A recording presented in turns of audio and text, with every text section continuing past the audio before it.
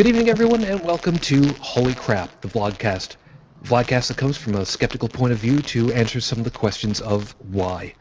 This VlogCast started as a combination of spite and the Streisand effect when people on Facebook were saying, we're just posting stuff because we find it funny, it doesn't have to be right, it doesn't have to be accurate, just take your stupid logic somewhere else. One of the things about this VlogCast is we like to go under the idea that sometimes the journey is far more impressive than the destination.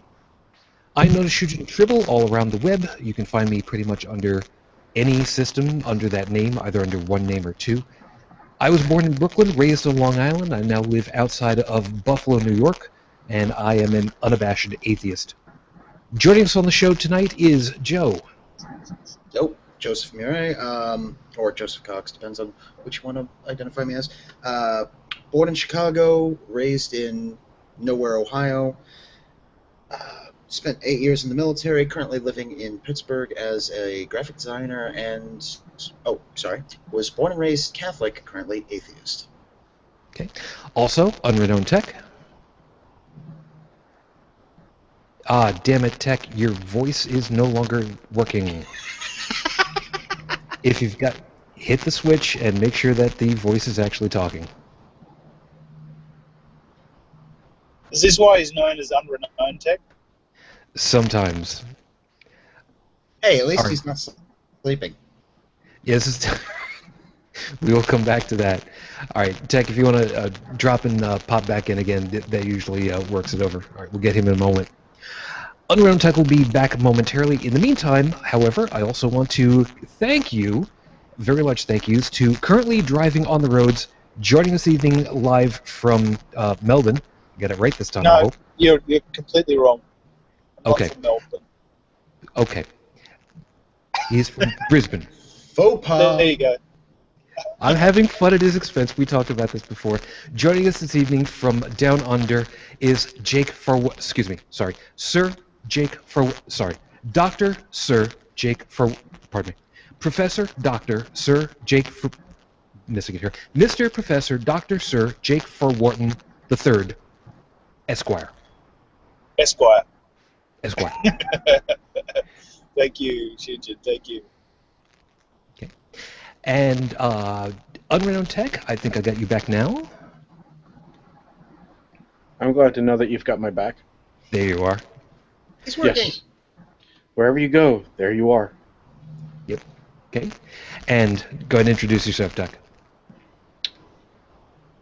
I'm Unrenowned Tech. I'm the lovable idiot of the show. No, that's my job. Sorry. Born in Maryland, raised in New York, moved back to Maryland, and I'm an atheist. Okay. All right. Now, this is episode number Vanadium, and it is July 13th, 2014. Thank you all for joining us this evening. If you have questions that you'd like all of us to be answering about, over here on the pages where you're viewing us live, you'll be able to use the question and answer system, and we can see about answering those for you. There was a question that had been posted earlier. Unfortunately, for some reason, that has since cleared out of the system. I'm not quite sure why. So if you were hoping to get something in, please, by all means, take advantage of that. Really quickly, before we get into it, most of you would have seen that we were off last week. Last weekend, most of us, well, some of us, were in Pittsburgh for Anthrocon. And normally I would have something, a couple minutes worth of something to discuss, but I'm going to truncate this a little bit because Jake is currently driving and I don't want him to fall asleep at the wheel. I want to hear about Anthrocon. What is it? Okay. Anthrocon is the world's largest anthropomorphics, I said it right this time, arts convention. So anything that is not human but given human characteristics is an anthropomorph. So everything from, as I've said on many an occasion, from Mickey Mouse to the Transformers and everything in between. It is a collection of people who do art, drawn 3D renderings, puppetry, script writing. It covers so many things, it's simply amazing. And last weekend, 5,000 plus of us congregated in Pittsburgh, Pennsylvania, in a city where Normally on the weekends there is nothing open, and yet for us, $7 million into the local economy, they're open until 3 a.m. on a Saturday. One of the things that I am very, very privileged for is that a good friend of mine told me in 2007, 2 years after my wife passed, come down, spend the weekend with everybody, and just have a time. It's been 7 years that I've been going every year, and I could not believe 7 years ago that I had 5,000 close, warm, personal friends waiting to let me know you're okay, you got friends, and you don't have to be sad all the time. You can still respect, while at the same time getting the chance to live. So to all of you from Anthrocon, from me, thank you for being my friends. We greatly appreciate it. So tonight's show, we're going to be talking about the differences between North America and Australia. And I would otherwise say down under, but in all seriousness, that's well, I don't want to use that expression because I don't want to discuss specifically the southern hemisphere. You guys in particular are kind of like our cousins in a lot of ways from the North American side, because a lot of us came from the same ancestry, from Great Britain and northern Europe, northeastern, western, Yeah, I don't know. I don't know northwestern whether I Europe. want to take that as a compliment though, because I know what you guys do with your cousins. I've Yeah, seen well, wars in the south. wait. Now, some of us are from the northeast, so we're okay. That's only 3 states, not all 50. That's true.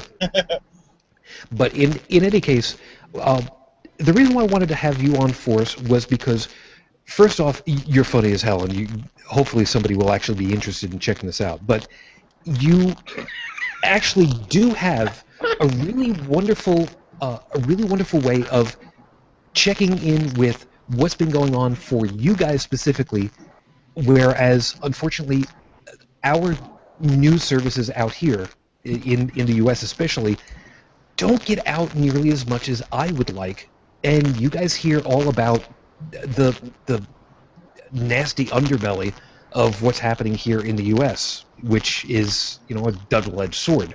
At least from your side, we get to hear in some cases more than what we do with ourselves.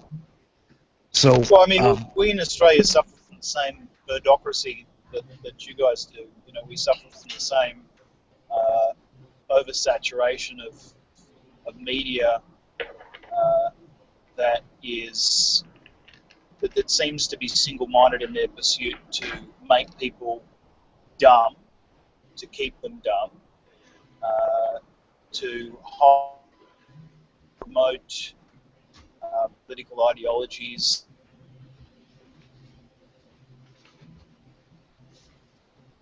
and I hope that we've still got you. So in many ways, we're pretty similar.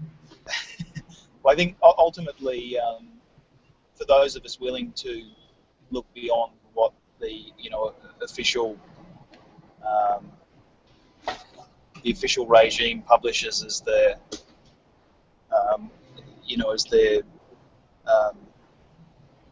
outgoings, etc. There's a wealth of information out there.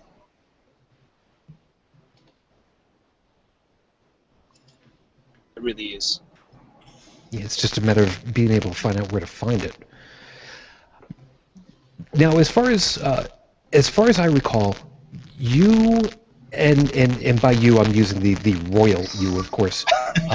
Australia in general, whereas we have a presidency, you guys have a prime minister. And I know I'm probably sounding really stupid, but I'm really trying to remember it properly.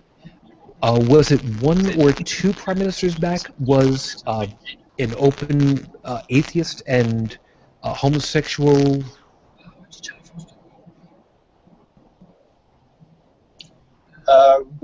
As far as I know, we've never had an out gay prime minister. Two back, that's correct. We had open atheist prime minister, but really that was in name only. It's actually a funny story. The same prime minister that felt very confident in stating that she was an atheist felt also very happy and confident in promoting a very religious program known as the National School Chaplaincy Program, which effectively put very right-wing fundamentalist Christian, effectively pastors, in every in Australia. So, as I said, atheist, yes, I heard about but that. in name only. Yeah, it's pretty awful, I think actually, and one of the great issues. One of my very good friends, Ron Williams, who was the gentleman who challenged the National School Chaplaincy Program in the High Court of Australia twice. In fact, the first time brought it to the High 6 days and was back up and in force, and then he took it up again, took it to the High Court again, and it seems to have been struck down now properly.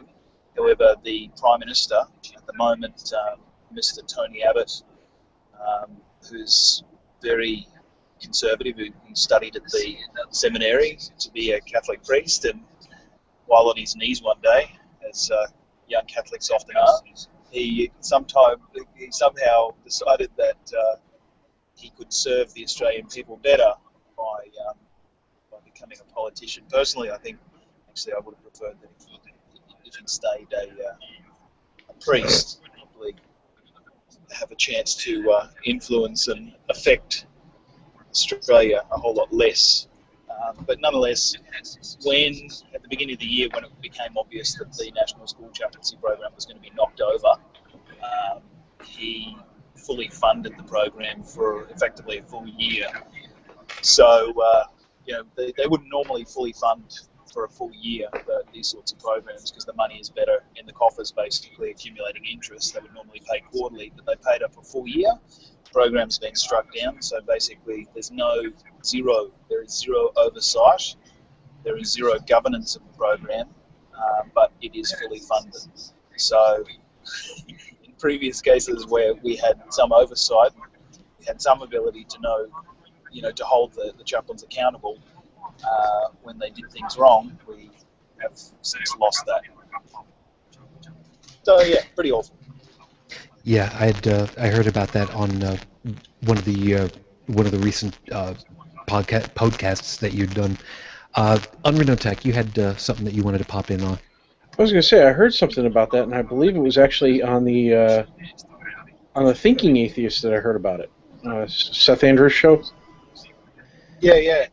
Well, I was on Noah Lujan's show, The Scathing Atheist, a week or so ago, talking about exactly this issue. But yeah, it's a pretty huge thing in Australia because we're basically past 500 million. It's up to about 700 odd million. It's about $750 million that has been thrown into. And that was billion with a B. It's almost $750 million that have been sunk into this program. It was effectively set up to allow right-wing religious ideologies to proselytise to impressionable school children. It's pretty awful. Yeah, that's the one that I heard it on. I was listening to it on the drive down to Pittsburgh, and yeah, I could not believe it myself the way that you were describing it. It was pretty just stupid. We did get a question came through from Jacob, who, Well, by the way, before we thank you hit the for question, Sorry, yes. I'd like to issue a formal apology to both No Illusions and Jake Farwarton. I did not hear it on Thinking Atheist because I'm still in the 2013 episodes, and there is the Scathing Atheist brand new podcast right there with the notes about Jake Farwarton. So no, I misquoted, I misreferenced, folks. See, I make mistakes. As it should be. There is, in fact, an imperfect human underneath that beard. I know. If only I Somewhere could be as underneath. awesome as my beard. It's just. All right, so the question that came through, like I said, from Jacob, and again, thank you very much, to Wharton, which, Jake, I'm guessing it's probably you. Do you think it is not as bad, or is it even worse than the way our news runs as far as how it covers stories like this? So I'm reading it directly as it's written, so I'm not sure that I'm reading it quite accurately. I guess basically comes down to, our news runs the way that it runs, and you've seen from the outside how nuts our news cycles can be. I mean, just everything going 24 hours, just going go, go, go, go, go, go, go, go, go. And we see what we see the way that it is. I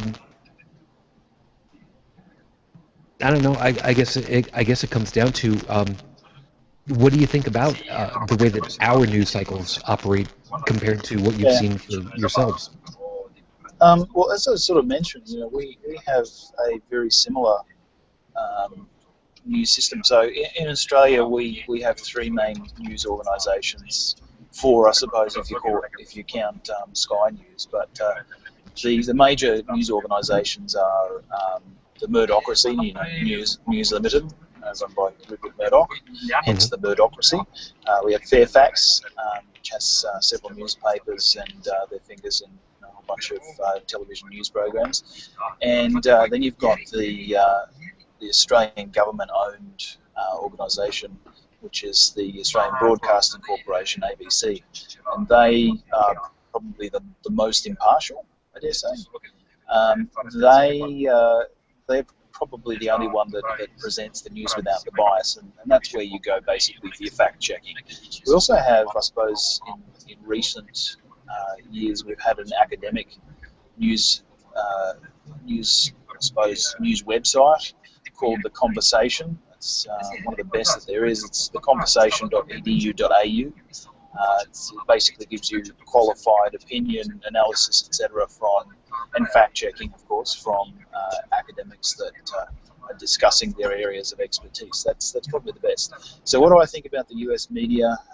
I don't think a great deal of it. There is occasional moments of brilliance, but you certainly couldn't look at CNN over the last, basically since MH370 dropped. You couldn't look at CNN and give them, any level of credibility. Fox News has no credibility, and it's not because of their Fox News overlord, of their Murdoch overlord. It's mainly because they present bullshit. They present opinion and express it as fact. The really unfortunate thing is that Fox News is consumed by so many people, so many human beings in the US and around the world, and it destroys intellect. It destroys intelligence as a consequence of its biased news reporting, unfortunately. So, that's my answer. What do I think of US media? I don't think a great deal of it. And I don't think really a lot of serious individuals around the world do think a lot of the US media. I'm sure that, you do have your independent news sources, and they are pretty great. But the fact that such an overwhelming number don't consume that independent news, the fact that such an overwhelming number consume the right wing and I suppose you could call MSNBC a left wing media organisation, if you're really trying to redefine that word.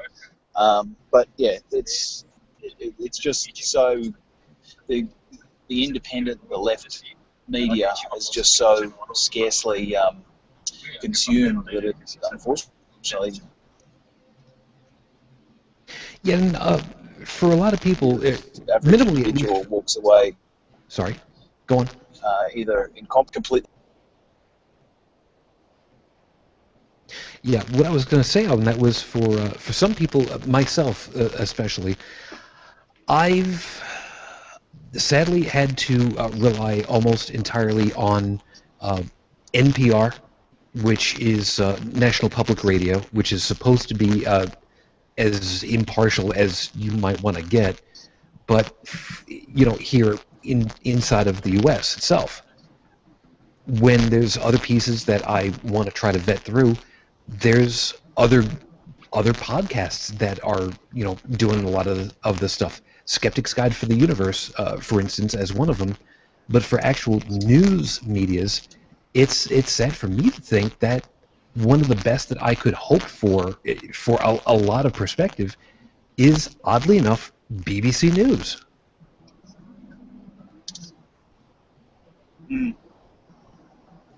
So yeah, I mean, you've got them. You've also got people like the Young Turks, who are also quite good, and they put out something daily, a pretty broad and robust thing. But they tend to focus on politics specifically, rather than I suppose social policy as well. But they don't get into the economics, and the economics is sometimes the most interesting stuff. But it's and the local news, etc. You miss out on that stuff because it's just so ridiculously and poorly put out by other news organisations.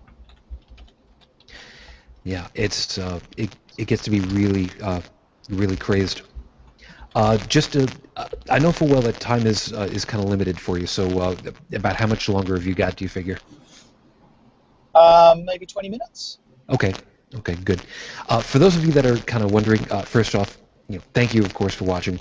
Jake has actually given us his time in the middle of his Sunday to be with us, and he's kind of talking on the road as he's driving. So for those of you that are wondering, no, there's no video, not because he's ashamed of being here, because I mean, let's face it, he's slummed with Noah and Heath, and they slummed with us, which was all well and good. I mean, we had them on video first, so I can kind of tout that over his head just a little bit.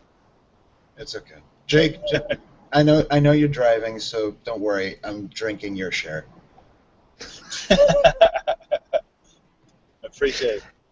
Okay, so one of the other things that I wanted to that I specifically wanted to hit for you was the like I said, the acceptance of science.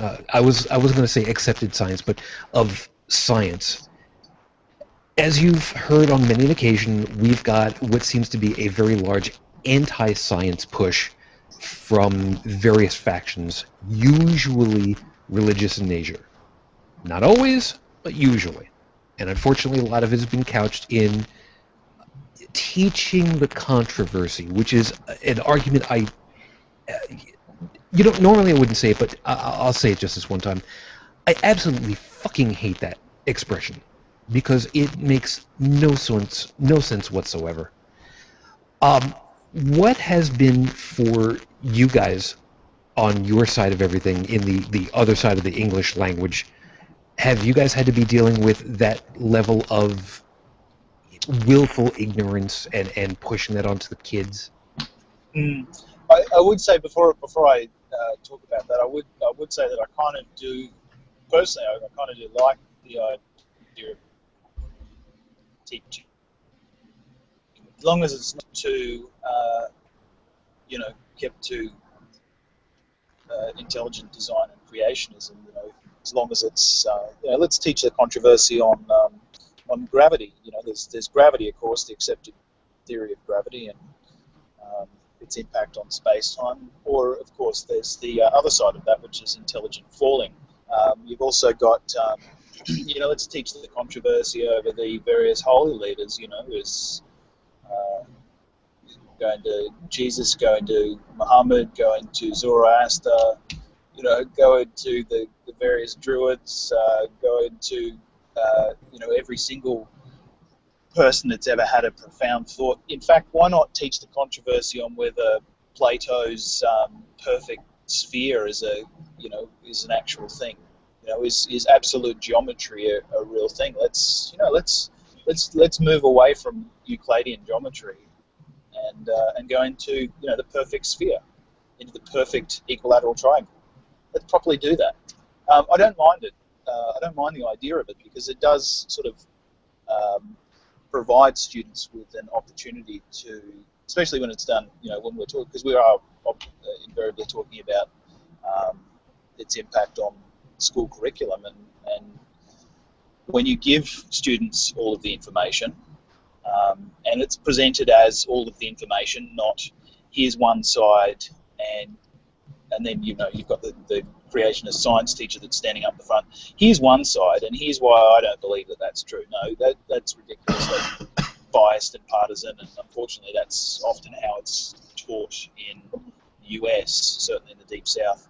But we had this case in Australia, and sort of starting to address your question, we had this case in Australia where, as part of the national school, what's it called? The national school curriculum, there was, I think it was in grade 10, students were given two theories, the theory of evolution and the theory of creation, and asked to critique it. So it was in an English class, or so it's basically, it's given in a class where you would analyse the writings, the arguments themselves, and be asked to make arguments back upon them. It's not presented in a science class because it's not science, and thankfully it wasn't presented as that. But certainly in the national curriculum, that is part of what every Year 10 student in Australia will be asked to do. They'll be presented with these understandings, these worldviews, these understandings of the universe, and asked to critique the evidence that supports them both. So in that context, it's there. However,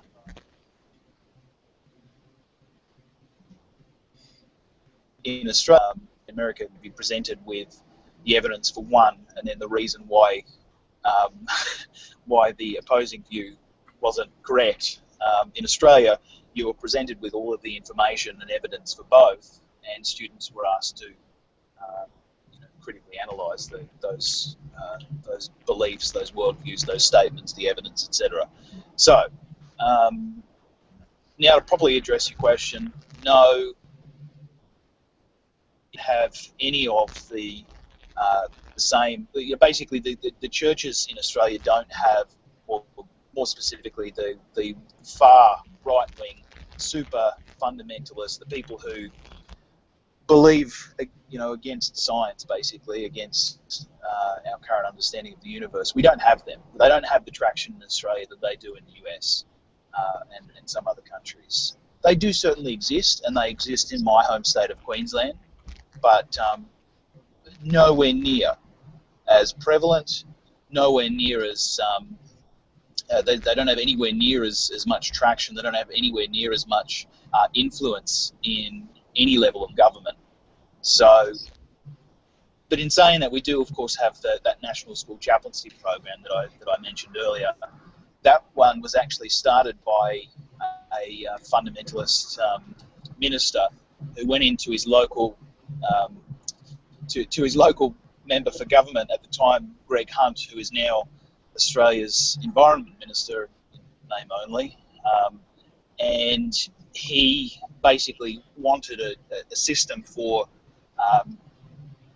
churches basically to proselytise to students, and Greg Hunt took it to the then Prime Minister of Australia, John Howard, and it became the National School Chaplaincy Program.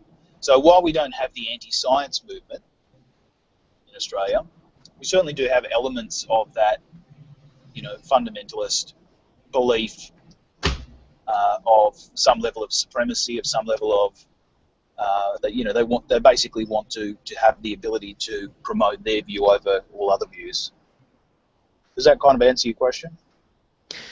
Fortunately, it does, which means in a lot of ways you guys are much better off than we are, and definitely worse off in another. That chaplaincy program, to make sure everybody's on board on this one, the chaplaincy program was set up, funded a year in advance, wiped out as far as its oversight So now there are these chaplains who are in schools.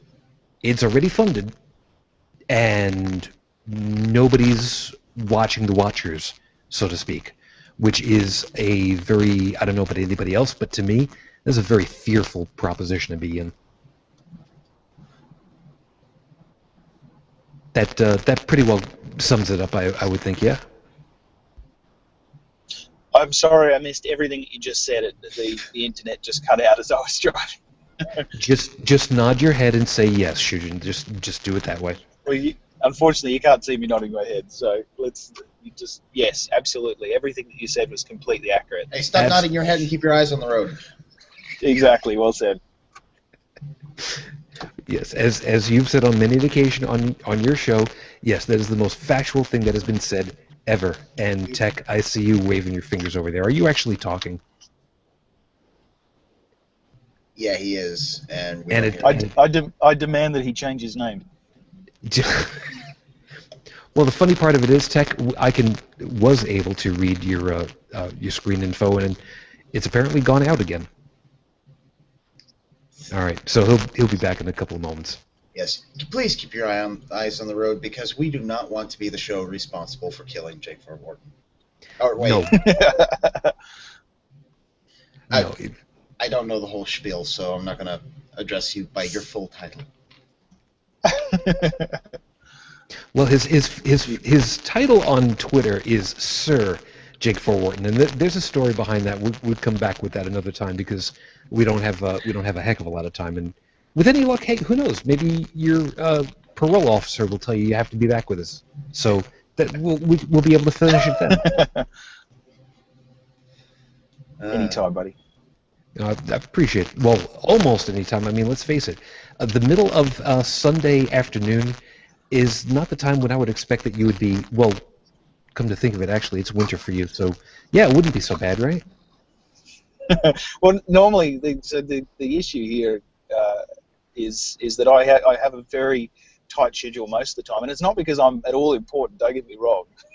It's because I'm studying at uni at the moment. I'm doing a master's, and so in between having a full-time job and studying part-time, I've got 2 kids and the various things that come along with that. So while not being important, certainly, I don't have a great deal of spare time, unfortunately. But of course, I always make time for friends. Well, thank you very much for making me feel terribly inadequate from halfway around the world. It's my pleasure. Talking about his master's, I still haven't even wrapped up a bachelor's yet. Hey, it sucks getting started late. I sit in a school full of 18 to 20-year-olds. I'm pushing 30. I'm with you. It's the same scenario. I'm back with young people, and frankly, I think it's awesome. I mean, I personally have a brand new appreciation for all of the things that I studied in the bachelor and all of the subsequent study that I did. It is now applicable. It's not just theories that you're being taught.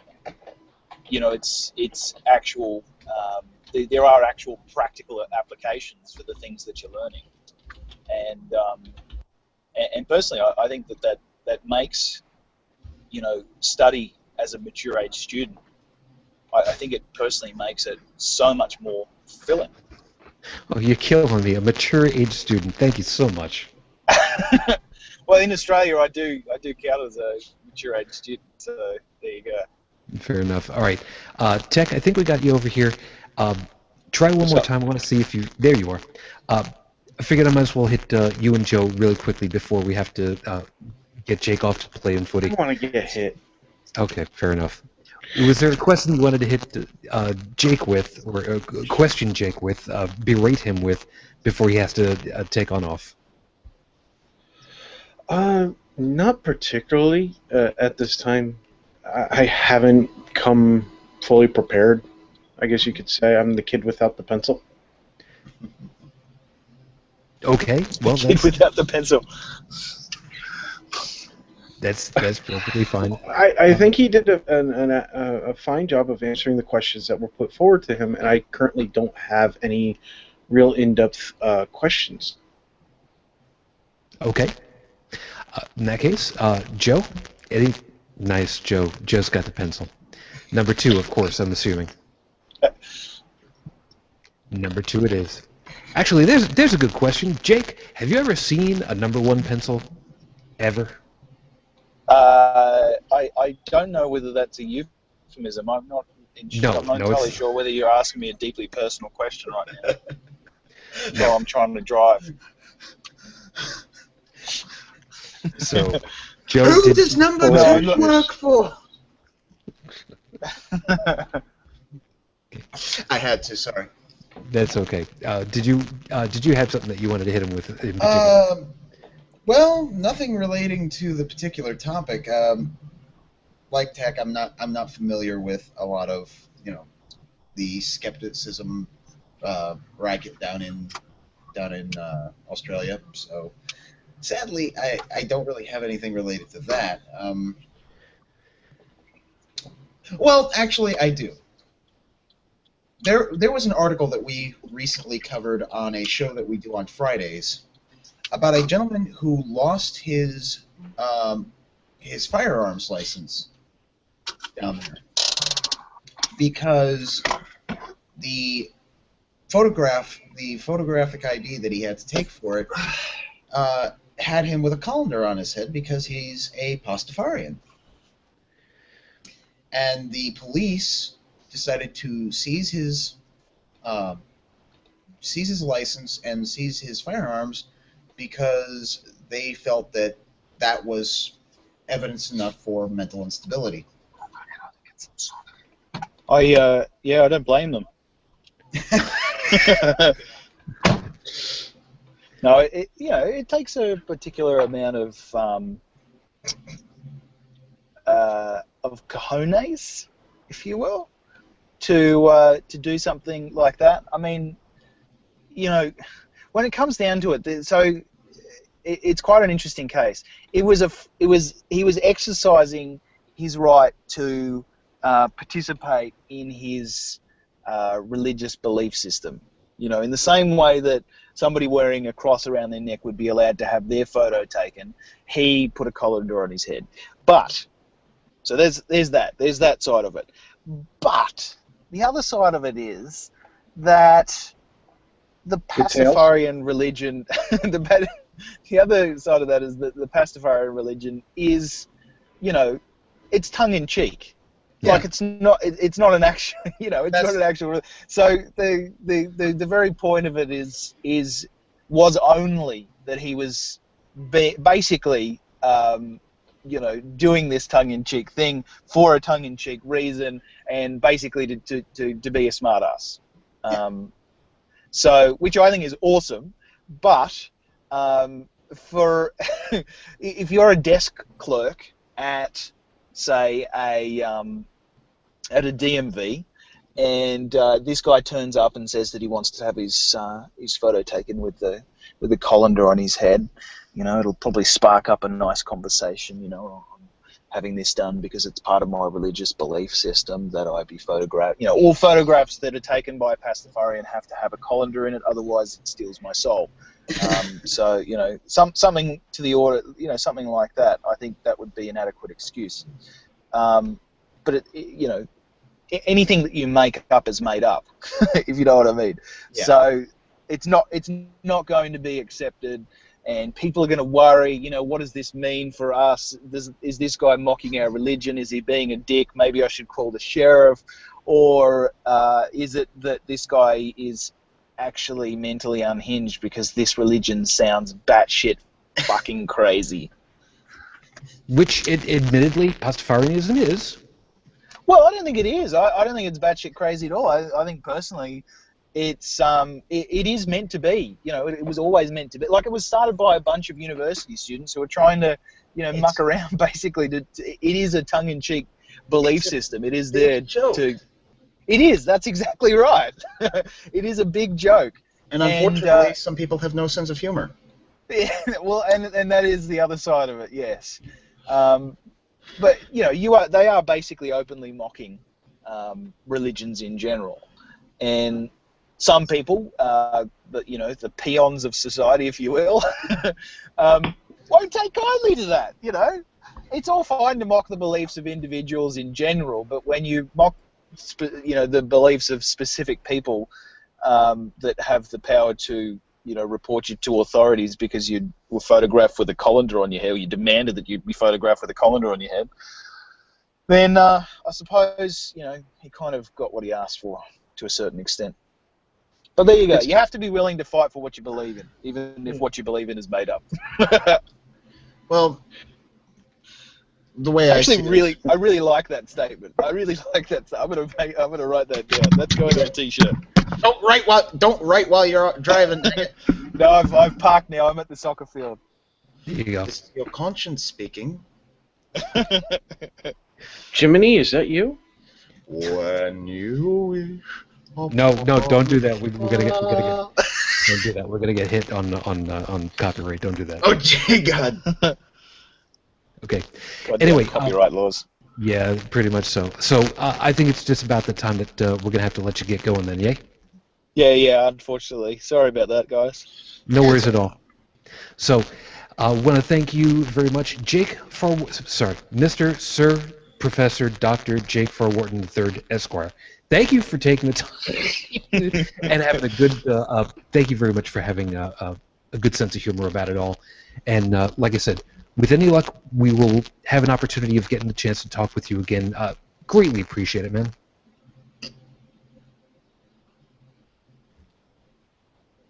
I think he disconnected already. Or we're just waiting for the buffering to come through. While we're waiting on him, just to be on the safe side, if you'd like to listen to Jake a little bit further, you can find his podcast as the Imaginary Friends Show, as he puts it, Imaginary Friends Show .com podcast. Yes. Jake may have disappeared and disconnected anyway. Well, as if, the fact that he's halfway around the world isn't bad enough. He's also mobile. Yeah, well, he fortunately parked at this point, but that's okay. We'll see what happens. Still on a mobile device, you know what I mean. Yeah, which is just all kinds of cool on my case. Jake, just to be on the safe side, if you are by some whim of the imagination still hearing us, thank you very much, and we'll catch up with you a little bit later. I'm just going to go ahead and take you out of the rotation in a couple of moments.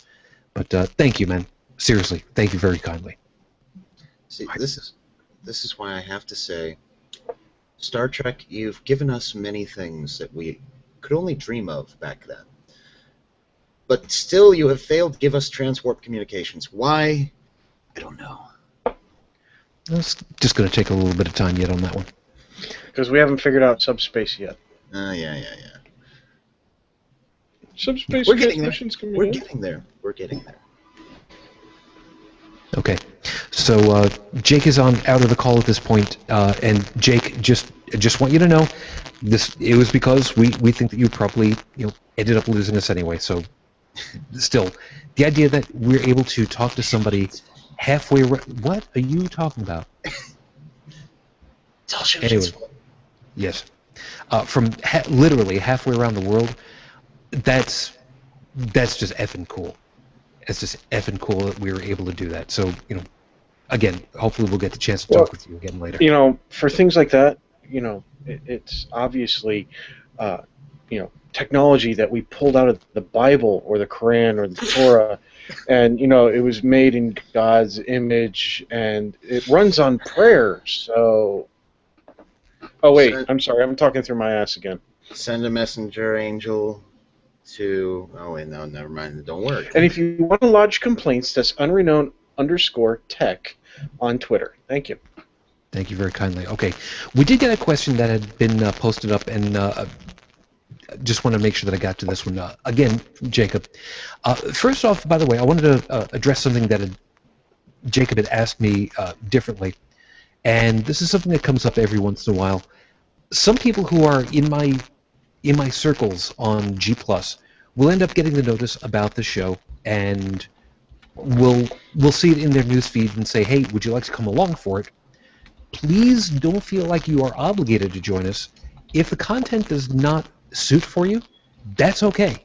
If the content maybe does, that's okay. If the content pisses you off, that's okay too. We are not going to go ahead and tell somebody you're dumb, you're stupid, for whatever your opinions and beliefs are. We, like I said at the top of the show, the purpose is to go ahead and answer the questions of why and to really follow through the journey between the beginning of what the question is and the various possible answers to really explore that in-between area. So we may go into areas that may be uncomfortable one way or another, but we will not mock you as an individual for whatever it is that you believe in because we disagree. We will mock various different things in order to make a point, but we will not mock you. Always want you to understand that and to always appreciate that. We respect, except for Amish Wolverine. Except for the Amish Wolverine. Now, see, this is like a scene out of Firefly. If it moves, shoot it. Unless it's the captain. Unless it's the captain. Some of you know that scene. So the question that Jacob had put was, I myself am a Christian, so from my perspective, I have never understood what the danger is of having religion in school. For me, I see it as a good thing, other religions included. The question being, what is the danger? So, of course, because it's my show, I've been talking the most with all this stuff. Joe, you're not in the frame at the moment. That's okay. You know what? I'll wait for you. Tech, I'll throw it over to you first. How would you like to go with that one? All right.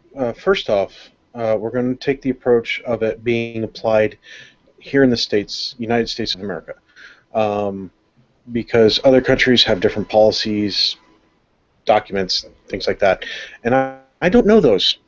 I'm not familiar with them. The United States of America, despite popular belief or misguided belief in many cases, is a secular, runs on a secular government. Okay, there are documented proofs demonstrating so. Before you get into why is there in God we trust on our money, well, because somebody thought it was going to be a good idea. Under God was added to the the Pledge of Allegiance due to fear.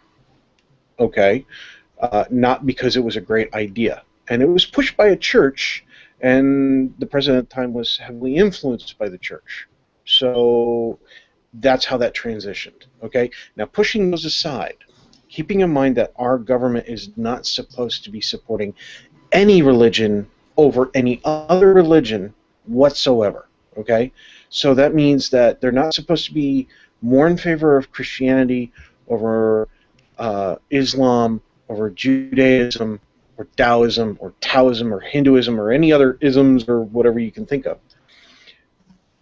That they're all supposed to be treated equally, okay?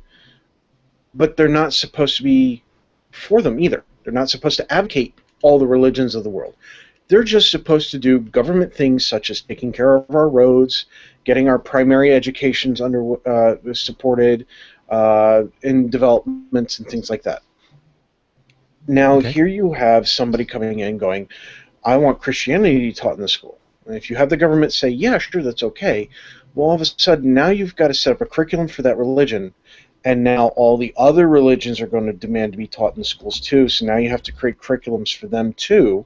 And this is every single public school in America that you're talking about. We're not talking about private schools, which they can teach whatever they want. They're private.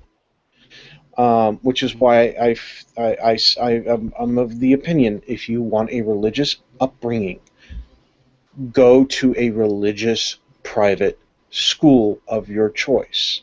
Mm-hmm. Or attend church or synagogue or whatever it is that you need to go to. Now, if you take time out of the day to learn about Christianity, and then it's going to become Islam, and then there's also going to be Hinduism, and there's also going to be Taoism, and there's also going to be all these other ones, when do the kids get to learn that 1 + 1 = 2? When do the kids get to learn that if you are covered in acid, you can put a base on it and neutralize it, so that way you don't wind up with a really bad, severe chemical burn, or vice versa.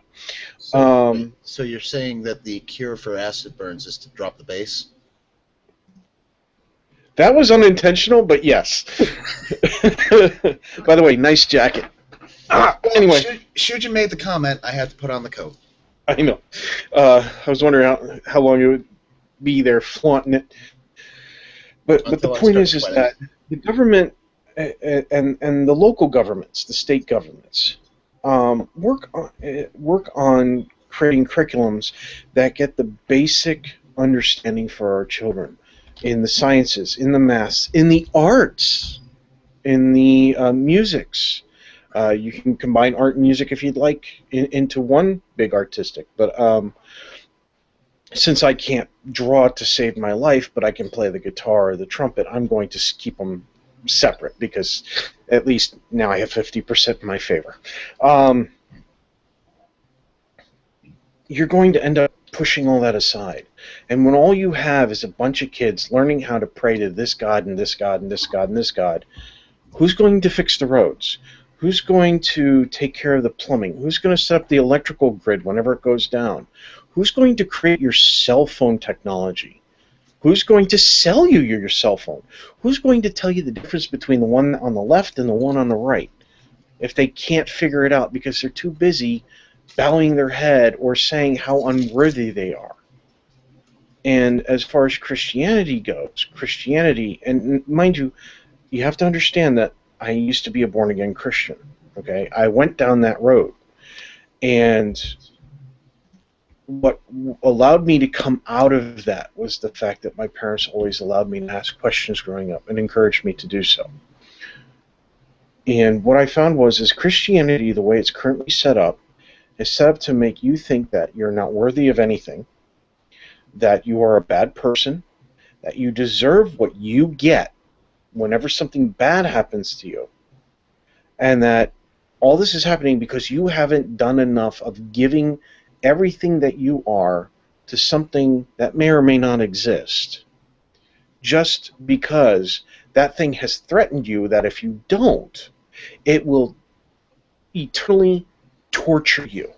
And oh, by the way, once you do accept that thing, you have to make sure all the people around you do so too, or they're going to be eternally tortured. So what it does is it not only does it beat you down, like many other religions do this to their people as well, it forces you through the belief system to go out, spread the doctrine, to beat other people down, even though you are now not seeing it that way. You are seeing it as that you're saving them.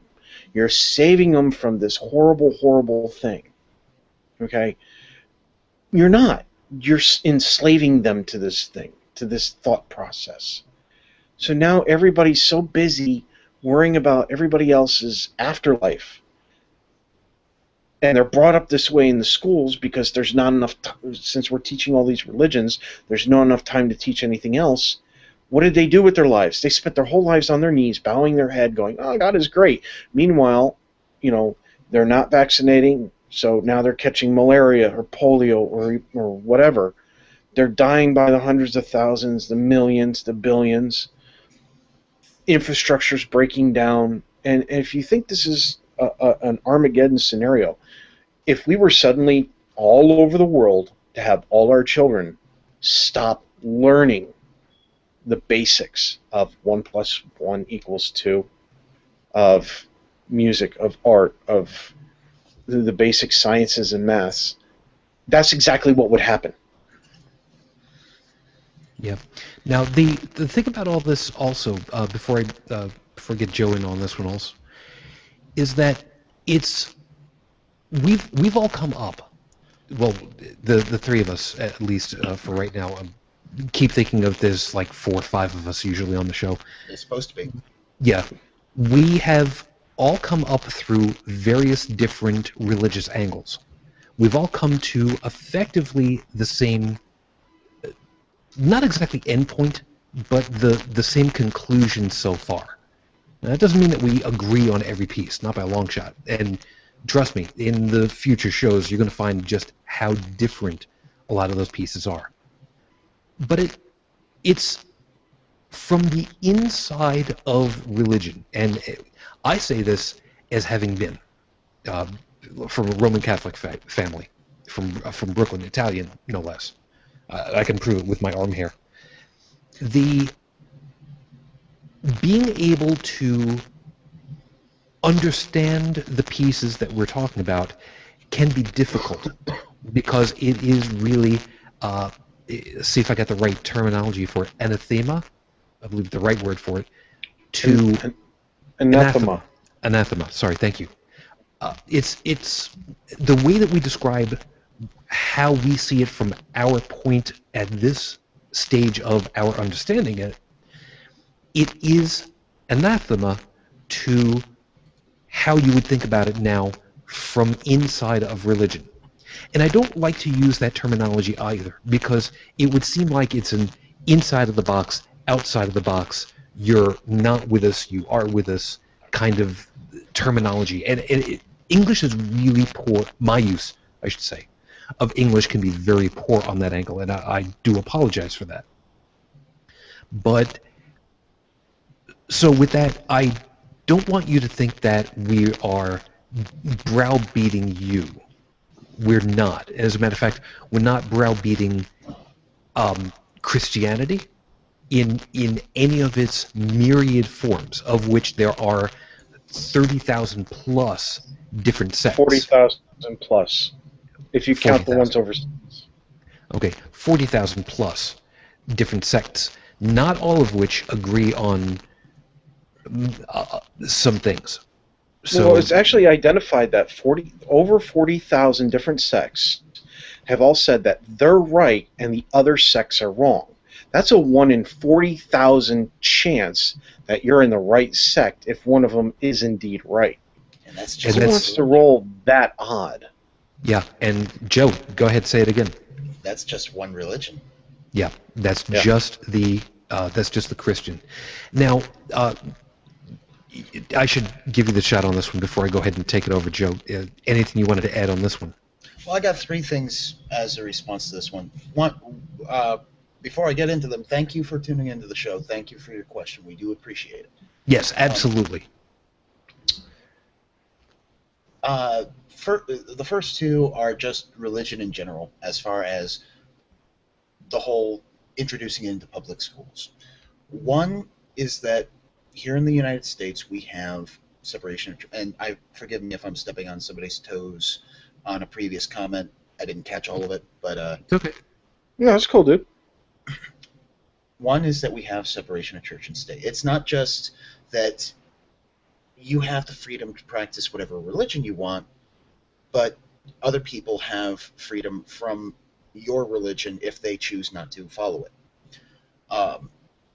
That goes for Christianity and every other religion out there. Because of that, the government cannot make any means of supporting a religion, and cannot, make any means of hindering a religion. That's why the government does not tax churches. However, public schools are provided by tax dollars. That's government spending that is facilitating those schools. That is why, plain and simple, you cannot have religious matters being taught in a public school. You want to do it in a private school? Go right ahead. So if I may ask on this one, Joe, basically what you're saying is that the only way that a government should be allowed to introduce a religion into the school system if it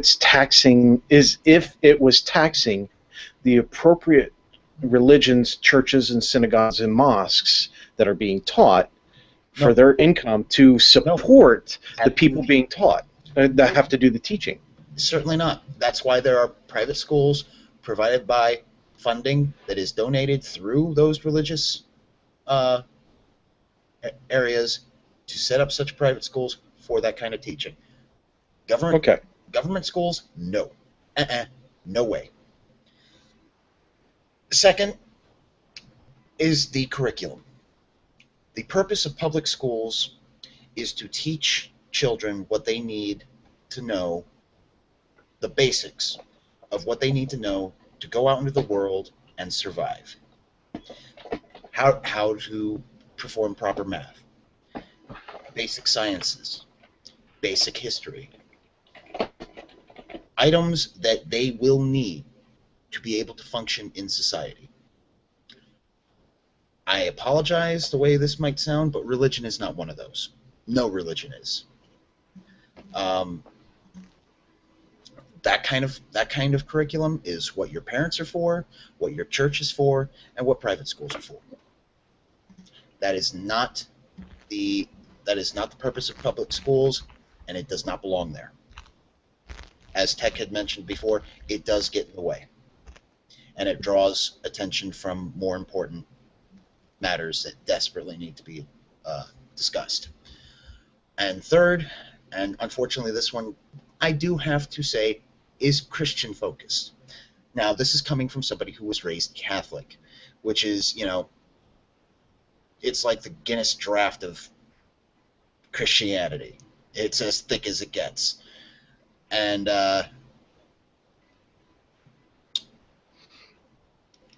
what can I say? I've read the Bible not once, not twice, 5 times, front to back, every little word. King James version, and the standard Catholic text. And I have to say, having seen the things that are in the Bible, that are condoned by the Bible, and therefore condoned by the church, those are not things that we need to be teaching children. Certainly not. I'm sorry to say, but I'm looking at the facts here. That's what's in the Bible. Stoning disobedient children to death.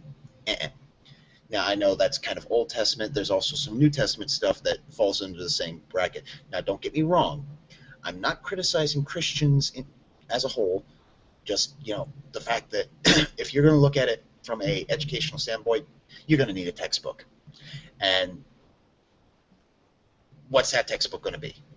Yeah. Christians in general, awesome folks. I agree with most of the philosophy. Do unto others. Try to be nice to your fellow man. I can get behind that. I can respect that.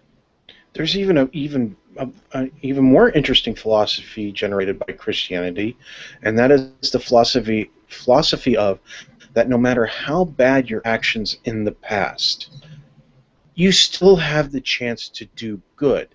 And it doesn't, in my mind's eye, it doesn't take religion to accept that fact. And then you may not be able to correct bad actions, but you can still do something good. And then you see all the Catholic kids on Saturday night doing all kinds of stuff before going in Sunday morning, and poof, slate's clean. Yeah. I never said the slate was clean. Oh, but no, I did I'm say just- that you I'm could just- still do good. I'm just saying, in that particular case. Oh, yeah. Yep, there is that. And on my side of it, Jacob, like was said, once you open the door to one religion, assuming that you could even do that, you then open it up to others. Effectively, you open it up to all of them. So which one do you end up teaching, and how do you make a differentiation between which one is worthy and which one is not? After all, if somebody says that they want to learn how to worship Bast and Isis, well, you're going to think that they're batshit in some way, shape, or form, because, nobody worships them. That's a religion that's been long dead for 5,000 years, give or take. Honestly, Give or I take. think we should all worship Odin. He promised to get rid of the frost giants, and I haven't seen a single frost giant in my life. I knew that was coming. Of course, the guy with the beard has to go there. Yes, and unfortunately, we're going to have to go with the fallacy of causation is not correlation. Or is it the other way? You know what? I could never keep these things straight. I could never But get there the is hang of one. birthdays. There is one more thing that I think we've all kind of missed here about the concept of putting religions in school, besides it interfering with other curriculums, besides trying to figure out which one to put in there and everything else. And that is the inherent nature of religions to be hostile towards other religions. Yep, I was Other going to get to sects that. of its own type, even. I mean, the Christians actually had to, at one point in time, go, listen, we need to come to agreement because we're going to kill ourselves into extinction here. Quick comment. And then, but Yeah, the thing is if you think about it, if you have all these kids in school who are of different background faith, and they're all trying to say, well, you know, last class we learned mine and mine is right, and we're learning yours this class and yours is wrong. How long is it going to take for them to start flying, the fist flying, and then jabbing with pencils and rulers, and kids bringing guns to school because somebody doesn't believe that their God's real? Yeah, Joe. Yeah, you think high school today is bad enough with all the issues of race and sex and, you know, upbringing and, you know, your parents, how much your parents make it. You think it's bad enough for kids these days? Allow me to remind you of, you know, same religion, just two different sects, of the bloodshed that took place throughout Baghdad when the Shiites and the Sunnis were vying for power. You think high school is bad now? And don't forget, America's a mixing bowl of cultures. So if you have something going on overseas between two cultures, and those two cultures are being taught in school, and they have disagreements with each other, how much you want to bet that that one's going to flare up pretty bad? Because look at what happens at the college level. They're paying to get in there, and look at the problems that they have in terms of disagreement between not religious beliefs, just cultural background. Yep.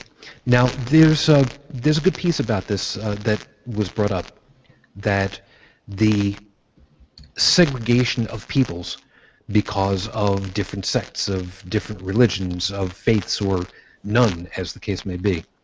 And as a Christian, I want to take you specifically over to the NAB version, which is the New American Bible, I think it is. I forget what NAB stands for specifically, but I'll take you over to Exodus 22:19. And again, the translation that I've got might be a little bit different from what you would be working with, but again, I'm going to refer you to Exodus 22:19. The version that I have says, "Whoever sacrifices to any god except the Lord alone shall be doomed," which in some circles, in some factions, is viewed as a commandment to kill the unbeliever. Now, there are items that are far and away more egregious, more pointed, that are more directed, that say that you should go out there and you should hurt those that do not believe as you do. And I will admit, as an ex-Roman Catholic, I was never taught that. Through the teachings that I got through catechism and whatnot, I was never taught that as one of the things that you were supposed to do. I was never told you will read your Bible so that you understand what you're getting into. I was taught to fear nuns with rulers. Yeah, which is a whole other thing right there. But the point of it is, which one do you follow? It's possible, however, and this is a piece that needs to be mentioned. It is possible to discuss religion in public school in the United States as a comparative item, as not learning how to do it, but learning who does it and how. As a comparative study, there's nothing wrong with that at all. After all, you can go ahead and you can discuss the ancient Egyptians, the ancient Roman pantheon, the ancient Greek pantheons, the Norse pantheons, the pantheons in various different areas of Australia, the Aboriginals, the ones from Hawaii, the North Eskimos, and such. You can cover anything and everyone all over the place, but you can't advocate for. Yeah. Allow me to illustrate just how ridiculous this is.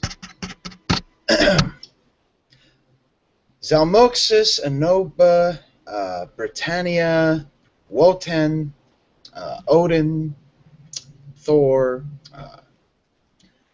Look, the list goes on, folks. It's not some atheist agenda to say there should be no religion in school. It's a simple fact. There's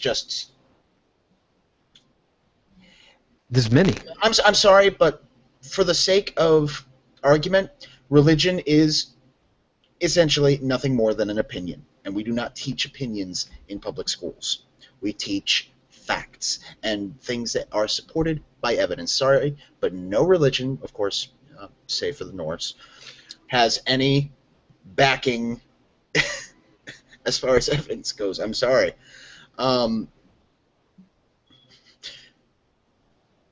Sorry, but whether you like to admit it or not, you're an atheist too. I just believe in one less God than you do. As the expression goes, Tech? When you said that facts are taught in schools, more than facts are taught in school. Thinking skills are supposed to be taught, artistic talent, things like that.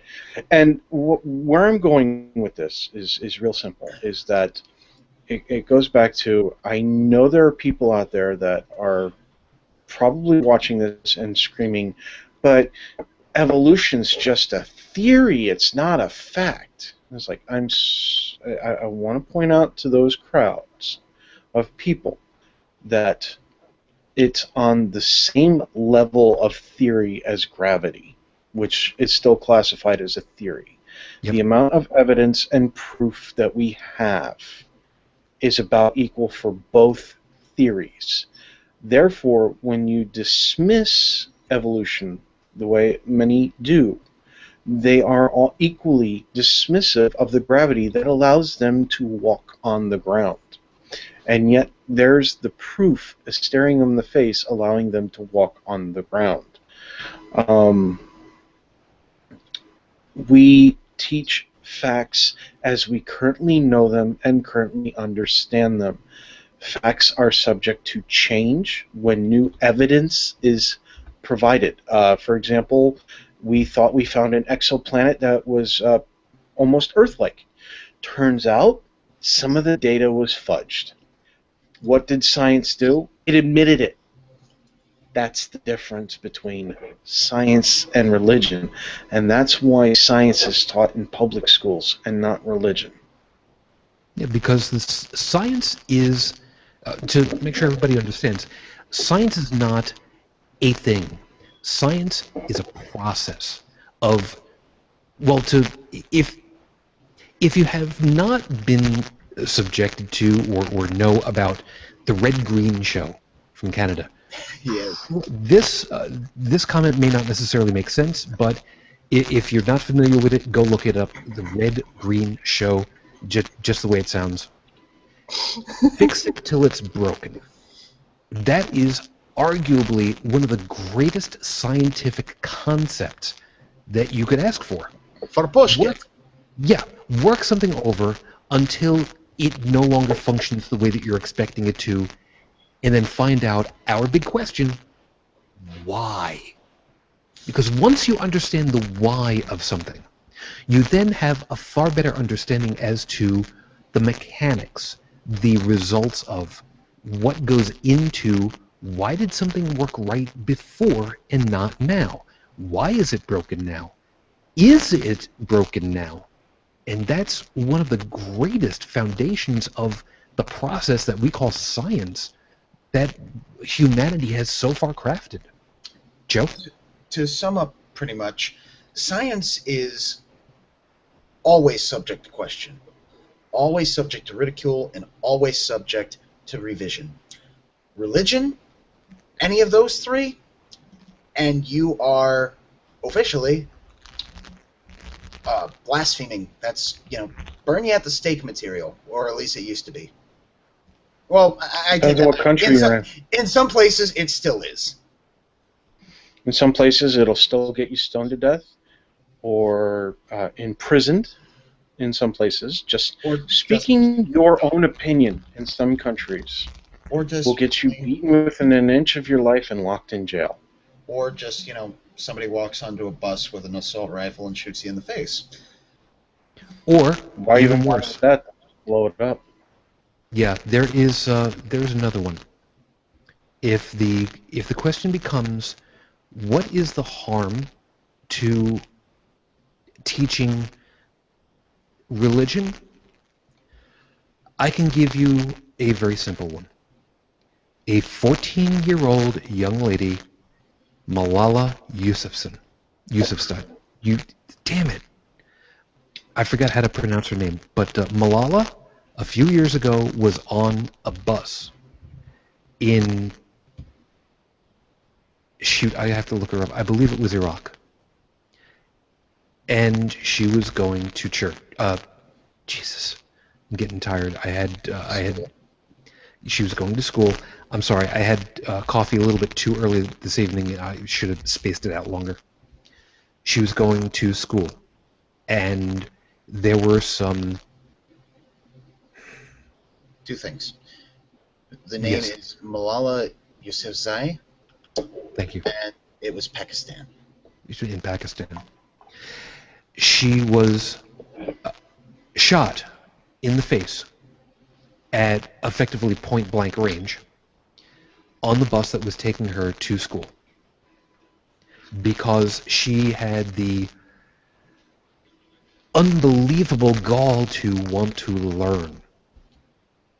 A 14-year-old girl was such a threat to the Islamic militia, extremists, whatever terminology you want to use for it.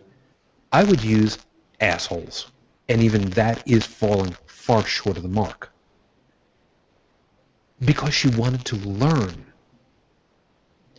Because women are not supposed to be doing this. They're supposed to be subservient to their men in Islam. And this is something that is taught as being Allah's truth. And that's the way it's supposed to be. And to use an expression, God help you if you don't follow that. She was shot. A 14-year-old girl was such a threat that she was shot in the face. She lived, fortunately. Now, there is something about this that a lot of people probably don't know, and this is the difference between rational religious activity and extremist zealotism. The individuals who fired on her or the individual who actually shot her was a member of the Taliban, well-known member. A group of 50 Islamic clerics in Pakistan issued what is called a fatwa against those who tried to kill her. Now, these are, religious leaders in that country speaking out against somebody who was acting in religious extremism, speaking out for the rights of this young girl.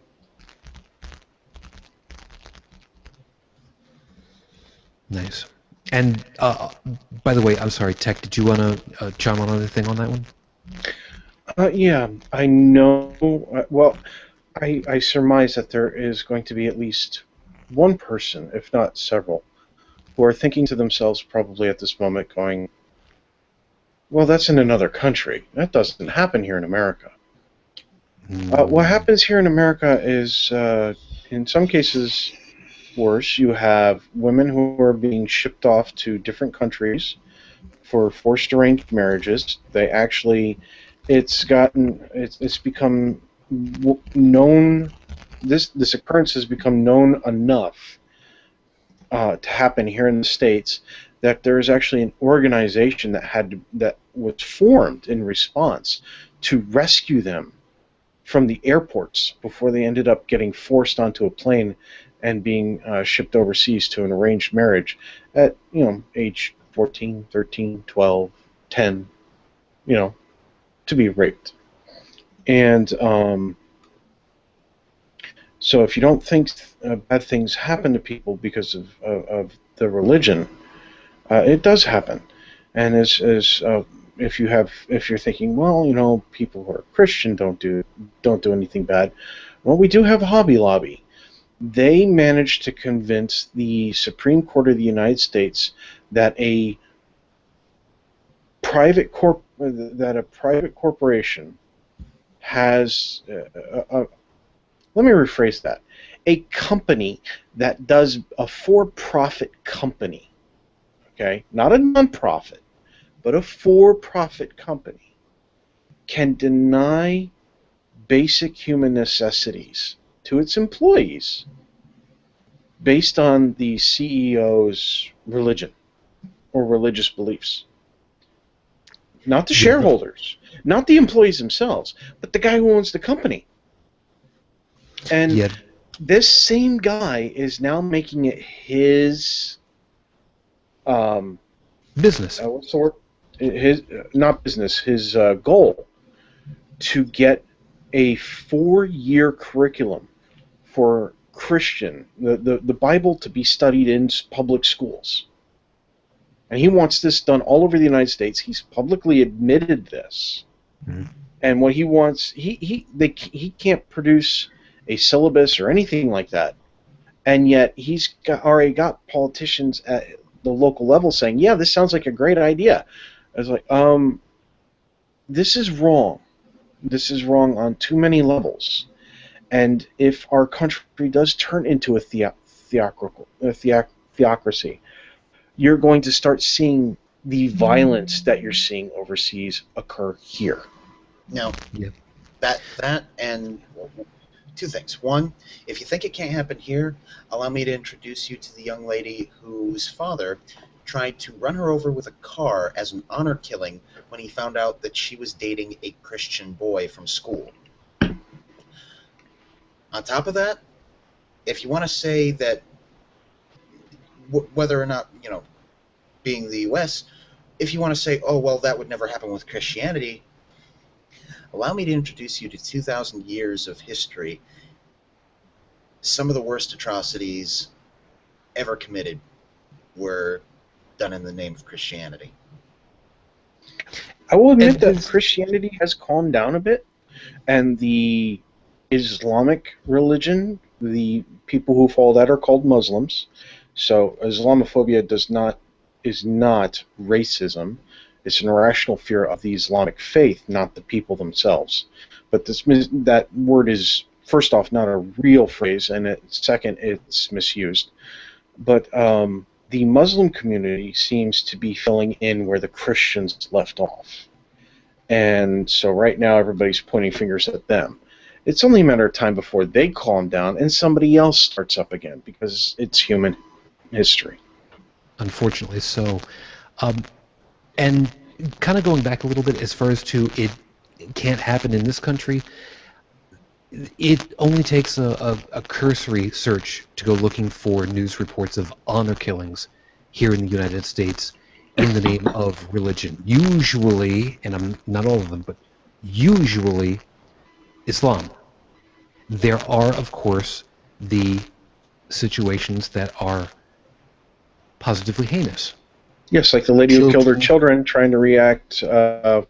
What's that one in the Bible? What was his name?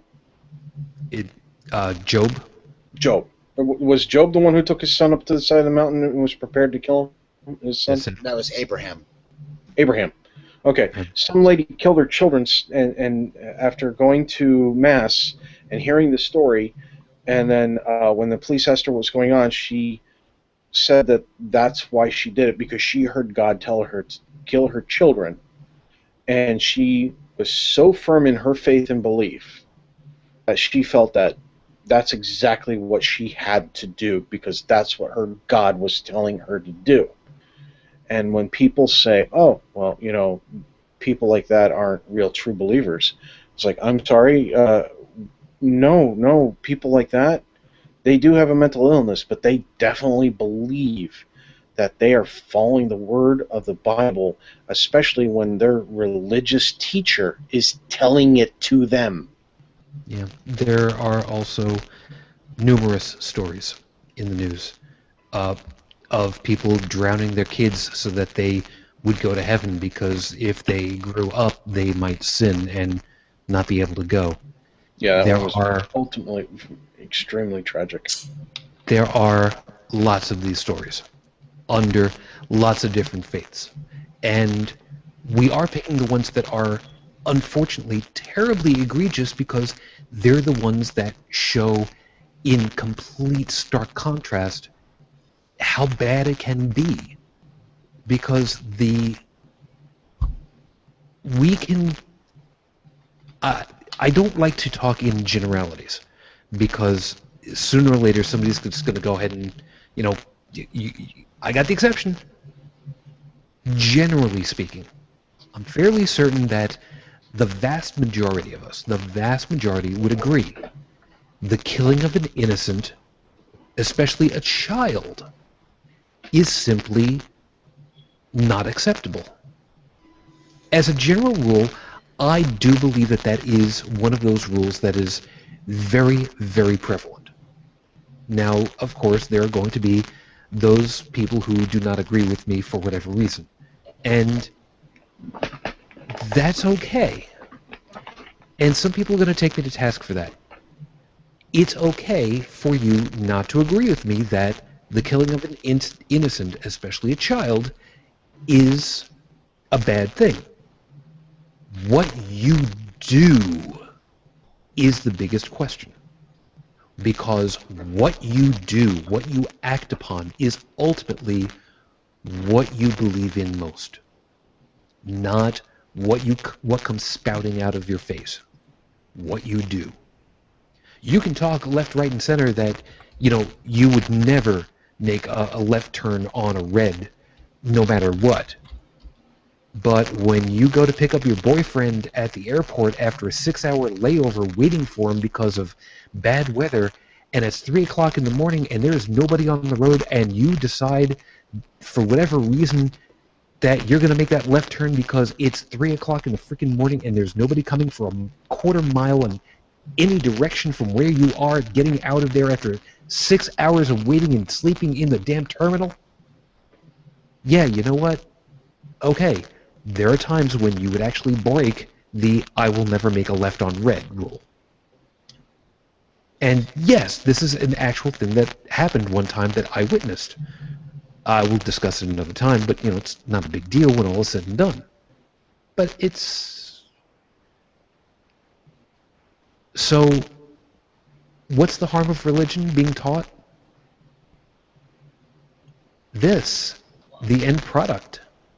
When it can be drilled into you at a young, impressionable age, that it holds on and digs in deeper and deeper and deeper and induces really bad ideas as to what you should do. Joe, I know you got something. Two things.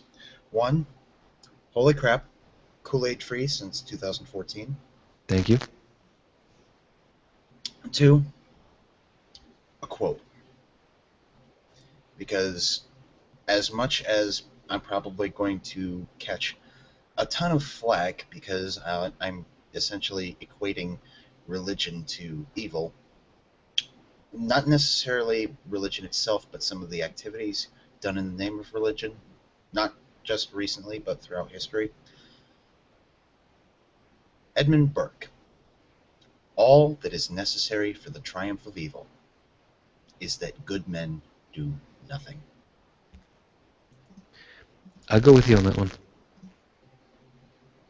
We're gonna have to see about wrapping up. We're getting very close on the 90-minute. Well, yeah, we're just about at 90 minutes, so we got to see about getting this wrapped all together. Tech, what would you like to get us with as a last minute item at the moment? If I make fun of a religion and you find that offensive because it's your religion, I didn't make fun of you. I made fun of the concept of the religion itself, not the people who believe in it. Now, if you choose to take offense, that is your prerogative, but it's not my responsibility. So don't don't tell me that I can't treat the religion satirically just because you have chosen to become offended by it. I'm offended by your religion, but it doesn't mean that I'm going out there and saying, you can't believe this. No. If you ask me why I don't believe it, I will tell you. If you ask me to give you good reasons that you should not believe it, I am definitely going to tell you. But I'm not going to attack you unless you attack me first. I'm not going to come after you just because you've chosen to believe in Catholicism or Judaism or Islam. Okay? I may make fun of Islam or Judaism or Christianity, but hey, that doesn't mean that you as a person are a bad person. It doesn't mean that I think that for even a moment. Because I know plenty of Christians, and I've met several Muslims and several Jews who are very good people, and I'll still make fun of their religions. But I don't make fun of those people, because at the end of the day, they treat other people in a good manner. It's a good way to go out on that one. Joe? I can just sum it up. Simple as this. We're not making fun of you. We respect your right to free will to choose to believe as you see fit. We just ask that you respect our right and the rights of everybody else to do the same. Excellent. There's a quote that I was looking for that I had heard a couple of times over on various different venues and podcasts and such. And it's a quote that's attributed to Bertrand Russell. Very smart gentleman, a wonderful and noble personality and thinker. And it's something that is at the same time elegant and exceedingly challenging for all people. Doesn't matter what their perspective or what their background is. And the quote is this: "In all affairs, it's a healthy thing now and then to hang a question mark on the things you have long taken for granted." That is a scientific method in all of its stark glory right there. Just because you think something is the way that it has always been, and that's the way that it is, and it is, forgive the expression, set in stone because that's just the way that the firmament was built, there's nothing wrong with every once in a while looking at something and going, I wonder if that really is the way that it is. For instance, do we know that silica, what makes up the vast majority of the stuff that Earth is made of as we see it, is that all of what goes through the planet from side to side? Well, no, as a matter of fact, no, it isn't. Through testings, we found out that our planet is, yes, silica's up at the top where we can touch it and feel it, but keep digging further and further down and you end up finding different things. It's not just silicas. As a matter of fact, after a while, you lose the silicas because of the way that the Earth formed. And how did we figure that? Through questioning and asking, why is, how did, and going on and on and on and on. But if you go that deep, make sure to bring a towel and wear some really good breathing clothes because you're going to need them. That's true. Never forget your towel. No, as a matter of fact, that ended up being part of a game that we played earlier tonight. Really? So you're just wearing a towel? Not right now, no. So the point of that quote in this particular context is like I mentioned, we've all come through various different religious backgrounds. And we've, for the most part, all come to similar conclusions right now. The rejection of same background and teachings. I'm not going to call it indoctrination. I'm going to call it teachings. Because we took a questioned look at, is this what it's really all about? And for us three, and for thousands upon thousands of other people, millions in some cases, many have simply come to the conclusion after hanging the question mark on it all, this doesn't make any sense. This doesn't work for me. I can't make this work for me. I'm going to back off of my positive position and come back to the 0 point of not being convinced one way or the other. And that's where it's all taken us right now. We're at the point where I don't believe that it's true. I don't believe that it's impossible. For myself, at least, at this point, I'm willing to sit at the fence post and sit on the top of the fence and say, convince me. And when you take that away from children and teach them that's simply the way that it is and you are not allowed to question it, when you take away that ability to sit on the fence to be taught, that's a disservice to our children. That is a disservice to humanity at large. And that is something that I don't think that, as a species, we should accept, nor can we afford. Children are little people who simply do not have the experience that the rest of us have. I was taught that by a very good friend of mine. I have always taught my daughter the best that I could so that she can learn how to evaluate, not just to spout whatever.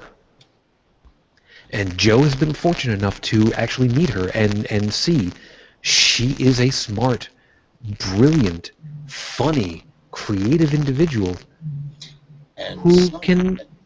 And sometimes ominous when she wants to be. The I hope bottom she's line, not watching. she may at some point. But Sorry. she is going to be one of the good ones. I can't speak to the rest of anybody else. But if you take the time,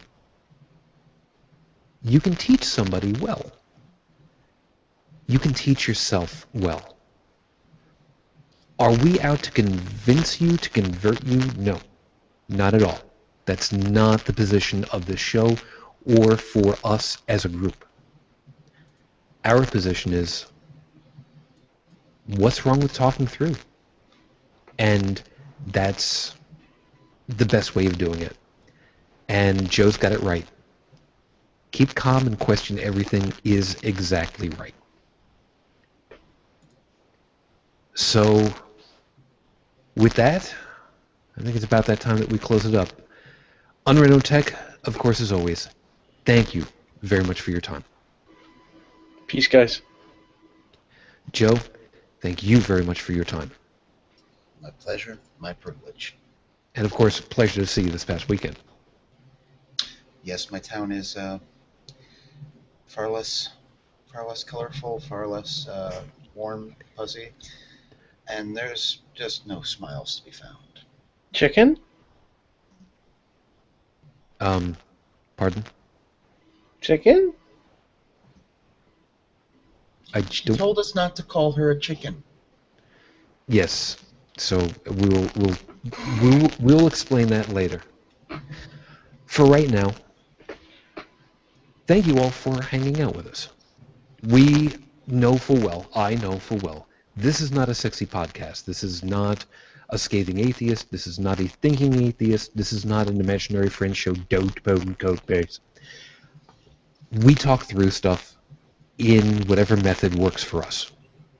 And if you've made it to the end of all this, thank you. We really do appreciate it, and we don't ever want you to think that we are trying to be insulting to you personally or anyone. Like I said, there are questions, there are myriad answers. I like to go looking through the in-between parts, try and find out what makes it all tick. That's the whole point.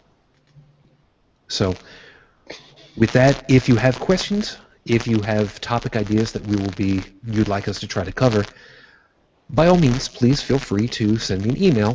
You can send it over to shujintribble, all one word, @gmail.com. You can find me on pretty much any of the social media sites under the name Shujin Tribble, either one word or two. Just search me out. It's kind of hard to miss me. There is a voicemail line, and I'm still integrating that as yet.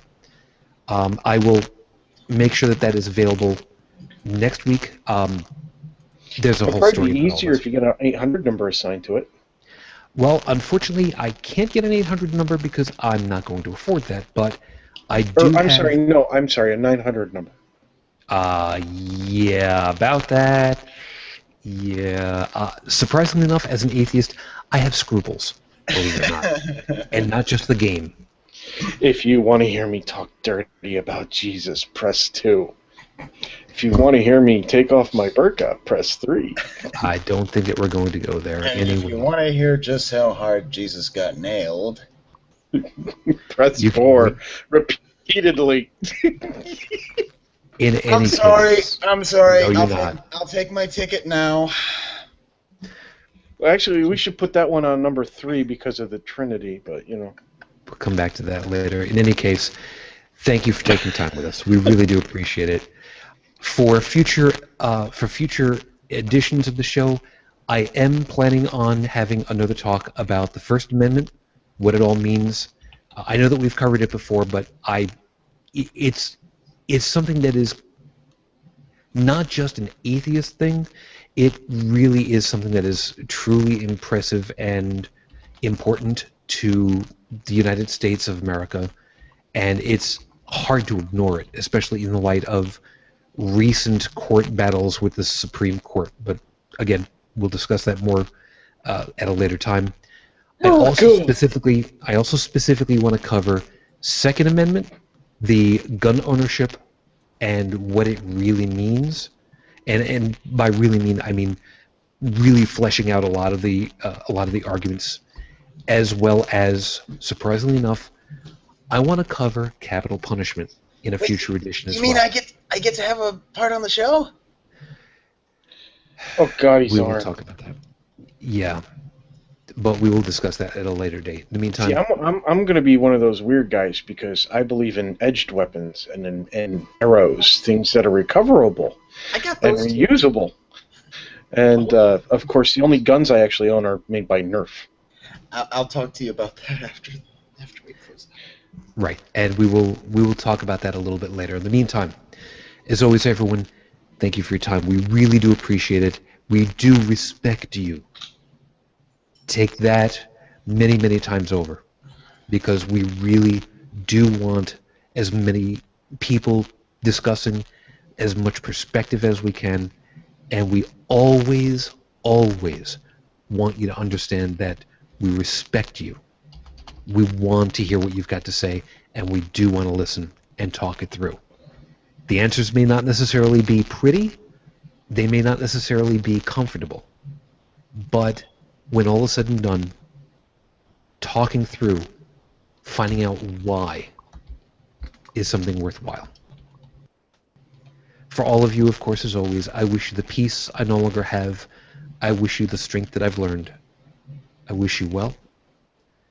And of course, as always, I say goodnight to all of you, and I say goodnight to my lady too, because 9 years on, I am still in love.